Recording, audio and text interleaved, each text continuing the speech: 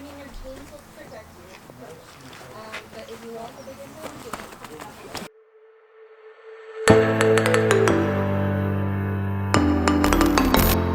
blah blah blah. Blah blah blah blah blah blah. See you guys. Bye bye. Alright, so we're headed to the bee seminar here in Okotoks, Alberta. It's called Chinook.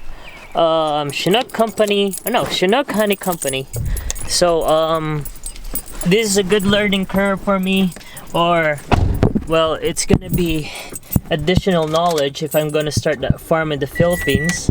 And well, I just wanna learn how to be a beekeeper, or a little bit of knowledge of being a beekeeper. And this is gonna be really important or essential for the farm, as we're gonna be doing a lots of vegetable or fruit vegetable, and as well that we have that specific plant that we have. It's called rambutan in Philippines. I don't know what's called international. It's a really sweet fruit, and I think it flowers every August. Yeah, I think it's August or September, and the bees will be the best thing that will happen for them to pollinate and whatever, and get honey as well in the end, and that would be additional income for the farm and everything. And I just want to learn more about it, so I'm headed there now, and yeah, let's go.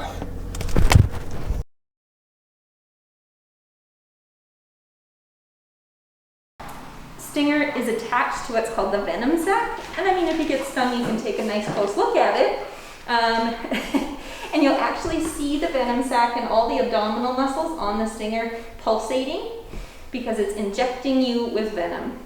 So if you are stung today, just make sure to brush off the stinger as quickly as you can. Just that way less venom goes into you.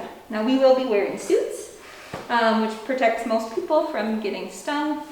I've run this course, this is the 3rd year now, and I have been the only one who gets stung, so that is good. So as long as you're calm, the bees are going to be calm too. But yeah, if you're not feeling well, or if you're feeling anxious or anything like that, just let me go. No, we've got a bench and a nice little pollinator walk that you can walk around to calm down.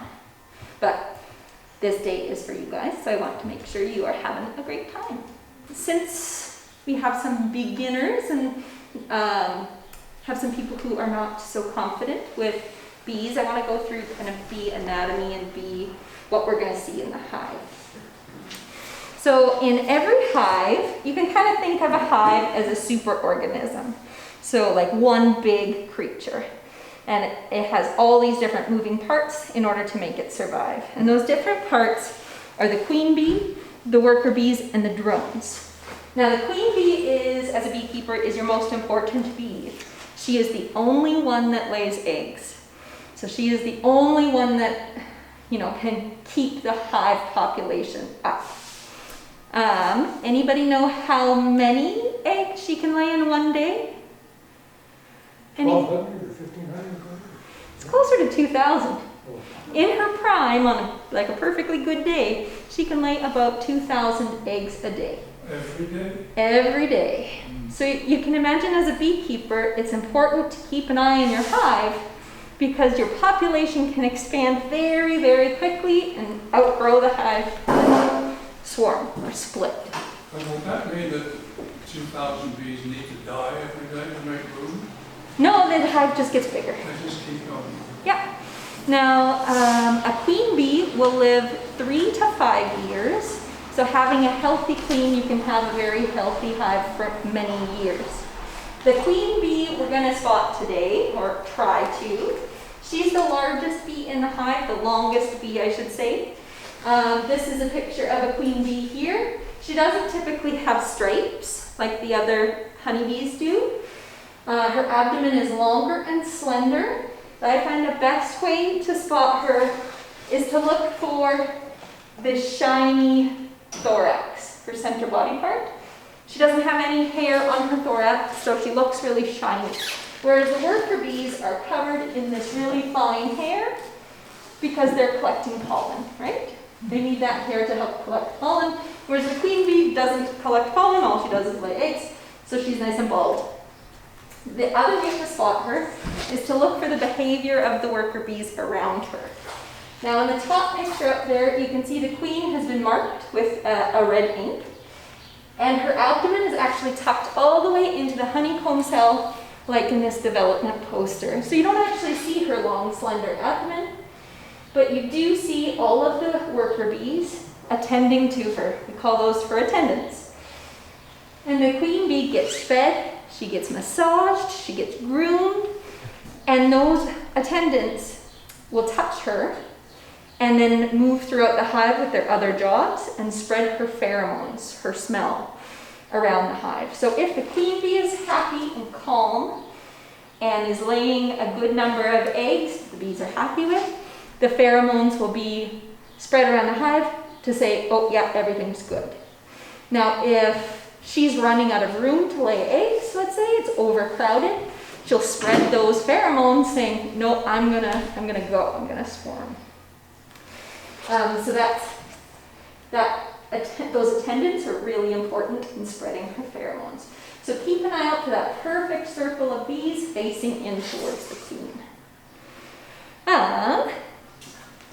Next up, we'll talk about drones. Drones are the male bees. The male bees don't have a job inside the hive. They're only around in the summertime because their only job is to mate with a virgin queen. Now, a lot of people, when we're looking inside the hive, mistake drones for the queen bee because they are quite a bit fatter. And this is a picture of a drone here. So they're bigger, kind of chunkier. They almost look like a fly, like a big house fly. And they've got these big, huge eyes. So when you're looking inside the hive and you think you see the queen, double check, is she hairy or is she bald? And do her eyes meet in the middle? If the eyes meet in the middle, it's a drone. The queen bee and the worker bee have little compound eyes on the side of their head and a gap in the middle. So drones, big, hairy, big eyes. Those eyes help them on their mating flight. So what they do on a nice calm day, usually has to be like 25 degrees, not too much wind. They'll go out in a big gang of drones and fly out of the hive and fly around searching for a queen. And they use their big eyes to search the skies above them for the queen bee flying around. And when they find her, they'll go up and mate with her. And once they mate, they die. It's very sad for the drones. But the queen bee ideally mates with 10 to 15 drones on her mating flight. And then she would come back to the hive and after about 2 weeks start laying eggs. So that's really the only time that the queen bee leaves the hive, unless the hive is going to split. But yeah, if the drones aren't successful on a mating flight, if they don't find a queen, they come back to the hive and they are fed by the worker bees. They're taken care of by the ladies. And in the wintertime, the ladies get wise. They realize that these drones aren't doing anything and they're just another mouth to feed. And they forcefully remove them from the hive and block the entrance. So the poor guys, if they survive because they haven't mated with the queen, they die due to elements and starvation because the worker bees kick them out of the hive. So we won't see that today because it's kind of prime swarm season. But we will see a lot of drones in the hive right now. How many times will the queen go out in a season to do a mating flight? She only ever mates once in her life. So she emerges, gets fed to build up some energy, and then does practice flights that are just outside the hive to kind of orient herself. And then on an ideal condition day, she'll fly out once and only ever do one mating flight. And she'll mate with, like, presumably drones from various hives, not? Yes, not just her own, yeah. So out of the 2,000 eggs that she lays, how many of those are queens? Like it's None. Male, female, so none. So where It's does that very come interesting. So the queen can choose whether to lay a fertilized egg or an unfertilized egg. A fertilized egg will grow up to be a female worker bee. An unfertilized egg will grow up to be a drone. And it's the worker bees who decide who becomes the queen. So let's say the hive is really healthy, it's overcrowded, the queen bee has spread her pheromones saying, yeah, I'm gonna swarm, I'm gonna split the hive, I'm gonna leave. The worker bees will find 1 to 3 day old eggs, they have to be between 1 and 3 days old, and start feeding that larva royal jelly. It's a secretion from like basically a bee's salivary gland. And it changes the development of what would have been a worker bee into the queen bee. And then because the queen bee requires so much more space to develop, they'll build what's called a queen cup that is off of the honeycomb cell. I don't know if you can all see that, but it kind of looks like a peanut shell.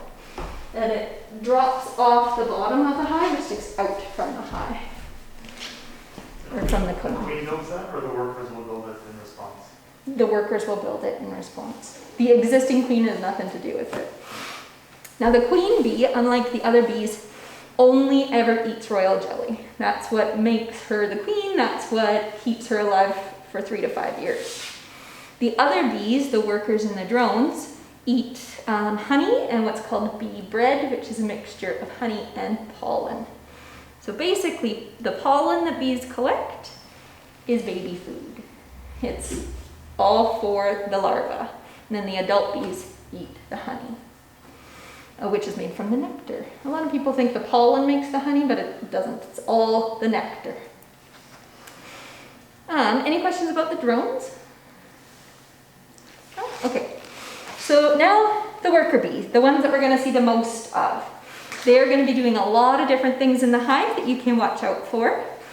When they first emerge after 21 days as an adult bee, they are responsible for cleaning the hive. We call them the house cleaning bees. Sorry. We call them the house cleaning bees. They sanitize the inside of the honeycomb cell that they've just emerged from. So then the other bees can either use it as a place to store pollen or honey, or the queen can lay another egg in there. And what they use to sanitize the hive is called propolis. It's a tree resin, and you can take a look in your baskets there. The letter A is this propolis. Now this tree resin that they collect stains the honeycomb cells. So brand new wax is going to look yellowish white, and as the propolis stains the cell, it becomes darker and darker and darker. So you'll be able to see the difference in the hive. Now the propolis is a natural antifungal, antibacterial, and antiviral, so it sanitizes everything. You can also eat this. It is very good for you if you're feeling a little sick or you have a sore throat. Take some propolis, you'll feel better. It's awesome. You can also use it as a topical cream to get rid of infection or help with healing. It's pretty amazing stuff. So we'll take a look and see if we can't find some in the hive today. So that's the house cleaning bees. As they get a little bit older, they start producing wax, and it's from a gland on the underside of their abdomen. And today we're going to look for what's called festooning. It's where they latch onto each other in chains. And what they're doing is they're chewing on each other's wax that's being secreted out of their wax gland. And they use that to build the honeycomb. We don't build it, they build it perfectly well, just all on their own. And the wax is edible, it's natural, it's great. If they're making honey today, we can maybe taste some honey straight out of the hive. But it's been kind of a hot couple days and the nectar hasn't really been flowing because it's been so hot. So we'll see if there's honey in there today. Let's see. As the bees get older, the worker bees, at about the 2 to 3 week mark, they become foraging bees. So they're the ones that go out, collect the propolis, collect the pollen, and collect the nectar. You can see pollen in container C. And this is exactly how the bees bring it in. They have what's called the pollen basket on the back of their back leg. You can see on the big lady here and in this picture here. There's actually an indentation in their leg that allows the bee to store pollen, glue it on themselves, and then fly back to the hive. And this pollen is basically just sheared off the legs of the bees and dried. It's great. It's a good source of protein and basically a natural multivitamin. As well, if you take pollen early in the season, like starting in February, and you keep upping your dosage every day, it helps reduce seasonal allergies because it's basically all the things you're allergic to when comes springtime. It's really great.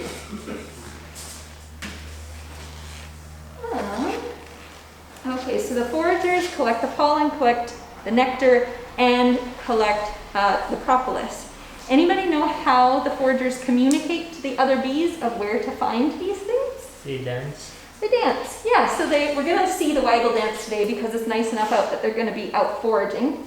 So the waggle dance is basically a figure 8 movement that a worker bee does on the honeycomb. She'll waggle her abdomen, she'll kind of shake, and she'll turn right in a semicircle back to her starting point. She'll shake and turn left in that same angle. So she basically creates a little figure 8 with waggles in the middle. Now the number of times she waggles her abdomen is a bee unit of distance from the hive to that flower source. And the angle at which they turn on the honeycomb is the angle from the hive to the sun. It's crazy cool. So they're basically giving directions to the other bees on where to find this nectar or pollen source. It's pretty cool. So we will see that today. I think there's some plenty of dancing over there. Yeah, probably. Yes, lots of waggles going on over here. Yeah, so it's very interesting to watch that. Now, as we're getting into the hive, I want to show you, so basically today we're going to do what's called a hive inspection. We're going to make sure the hive is healthy. So we want to take a close look at a few things in the hive. So as we approach the hive, there's always 2 entrances. One at the top up here, and just the bottom here is lifted off the baseboard there. So don't stand right in front of the hive because that's their entrance. They get a little perturbed if you're standing right in front of the hive. You're blocking their beeline, right? So always stand to the side of the hive. We'll use the hive tool to open up the hive because they've glued it shut with that propolis and wax. You remove the outer cover. It's a nice inner cover. And then we've got our feeding tray. So we'll just use the hive tool to pry off the feeding tray. Now the feeding tray is mostly used in winter and in springtime. We just either put honey in here or a sugar water mixture to give the bees a little bit extra food in the winter time. And just in case they run out of their own honey, we don't want them to starve. So that's what this is used for. And then we have our brood boxes. This is a honey super. So this smaller one is a honey super. The larger ones are the brood boxes. So brood refers to eggs, larvae, and pupa. So anytime you're looking at a brood pattern on a frame, you're looking for eggs, small little semicircle worms. They look squishy and white and shiny. The larva, or capped, dark, smooth cells. And I'll point out the difference between capped honey and capped brood. But we want to look for all 3 life stages of the developing bee. If you don't see all 3 life stages, you have to be worried about why your queen isn't laying consistently. If you only see capped brood and you see no larva and no egg, you have to wonder, do I even have a queen? Did she die? Did something happen? Did they swarm? What's going on? But that's what we're going to look for. We're going to look for all 3. Now the honey super is what we add to the hive throughout the season so that they can make honey. How do we know that the queen is not moving up through the hive and laying eggs in our honey? Any guesses? You have the separator? Yeah. The excluder. The excluder, yes. Queen excluder. So this very high piece of equipment is the queen excluder that always sits between the brood boxes and the honey supers. And she's too fat to fit through there. The worker bees can, she can't. And because she doesn't leave the hive after mating, we know she's not going to go out the bottom entrance and into the top. So this keeps her down in the brood chamber. Now when we're looking at the brood box, typically the queen likes to stay in the middle.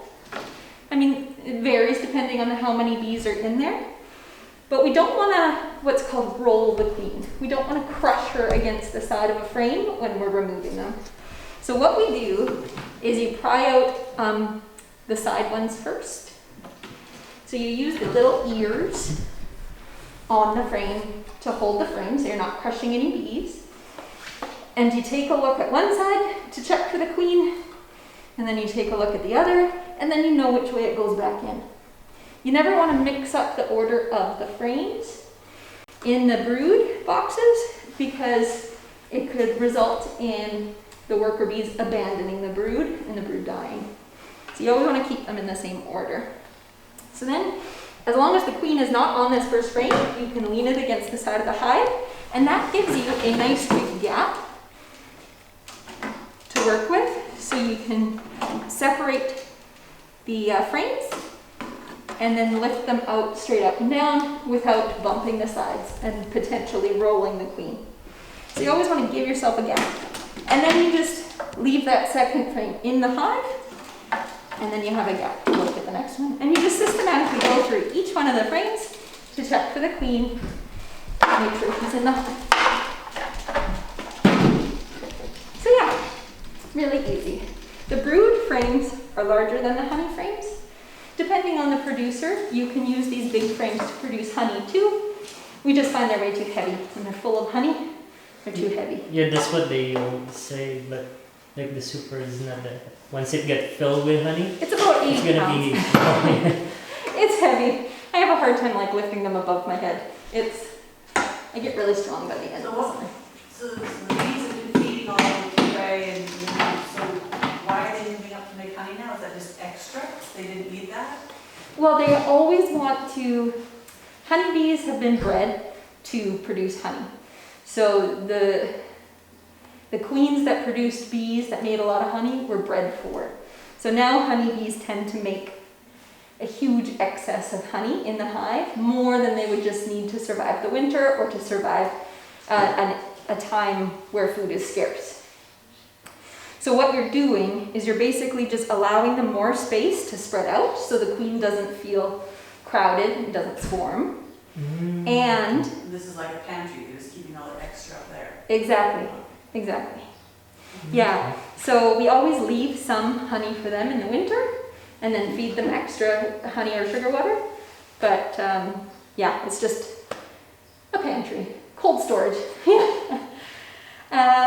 So, health of the hive. How do we know we have a healthy hive in a hive inspection?